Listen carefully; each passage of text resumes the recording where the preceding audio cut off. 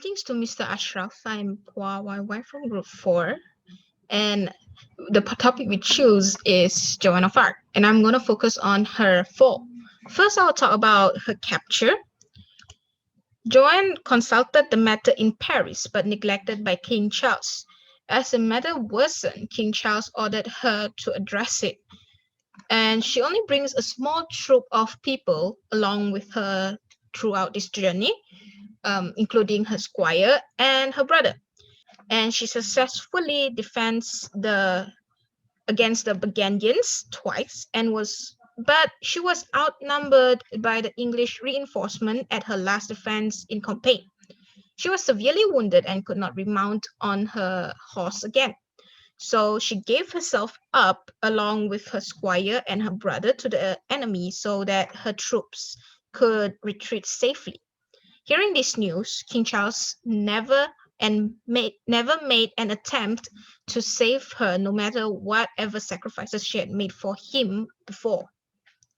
First, John, the Duke of Luxembourg, ordered to lock her up in one of the castles in Vermandois. Although she was treated very kindly and good, she still tried to escape multiple times but failed. John had to put her to the farthest castle to ensure she would never escape again. Without any more chances, she took extreme measures to jump off her castle. She was very, very lucky that she was not injured seriously from the fall because of her landing on a pile of moat. And here is a picture of the castle she stayed. Next, I will talk about the trial. France had ordered John to hand her over to the English for judgment, and on January 3rd, 1431, Joan was in the hands of Bishop Pierre with the payment of 10,000 francs. Her trial took place at Rouen.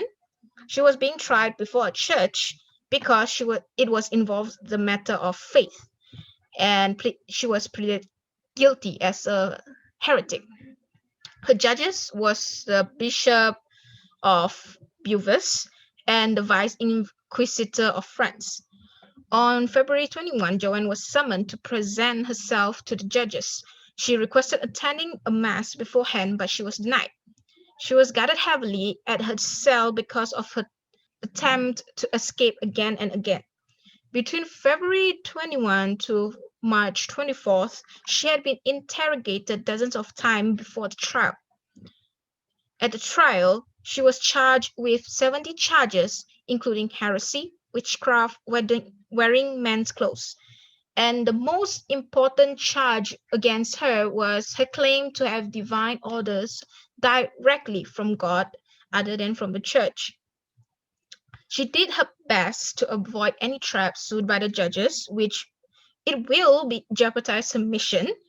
As this continued, her charges was reduced to 12 charges, and while she was living in this prison, Joan had fell sick and was attended to by 2 doctors. Her judges visited her once and insisted her to clarify certain points about her claim. At some point, they also threatened her with torture to scare her to say something about it. She replied to them that she is relying on her God and she would hold fast to what she said. And the quote, "I'm relying on our God. I hold to what I had already said."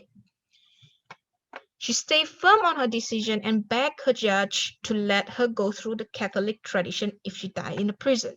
On May 23rd, the University of Paris decided to turn Joan into the secular authorities to carry out her death sentence.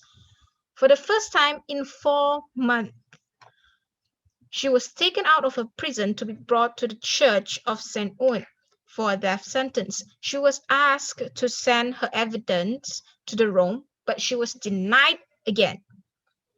Hearing the dreadful announcement of a death sentence, she pulls back and said she would do anything for the church. She firstly hesitant about signing an abjuration form, but eventually she did, and her sentence was reduced into a perpetual imprisonment, and she was given women's clothes to wear.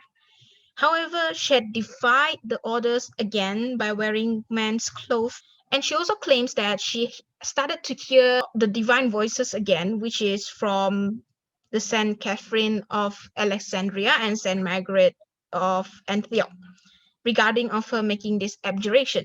For this is a sign of relapse. And on May 29th, they agree, which including the judges and 39 assessors, needed to hand over Joan to the secular authority to sentence her to death under the ecclesiastical law. The next morning, she had the permission to receive a communion by the bishop here. On May 30, 1431, Joan was burned alive on a stake at a marketplace with the presence of her judges and a crowd. While the fire was spreading around her, she asked for a Dominican who escorted her to the marketplace to hold a cross high enough for her to see and shout out the name of Jesus until the death. And this is all my presentation. Thank you.